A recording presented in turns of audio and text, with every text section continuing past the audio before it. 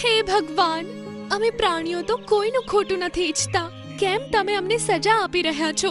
અમારા જંગલમાંથી આ મહામારીને દૂર કરી નાખો. તેનો કોઈ એવો ઈલાજ અમને જણાવો કે આ બીમારીથી હવે બીજા કોઈ પ્રાણીઓનો જીવ ના જાય.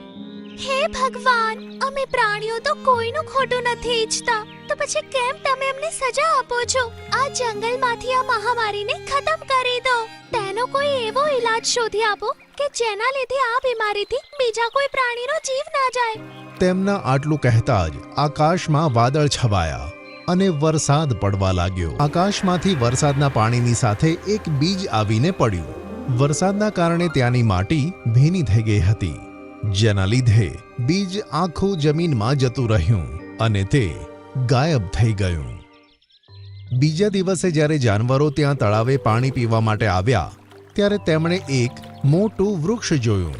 અરે, આ તળાવના કિનારે આ ઝાડ કેવી રીતે ઉગી ગયું, એ પણ એક જ દિવસમાં? એટલામાં તે વૃક્ષની ડાળી પર બે કેરી ઉગી આવી.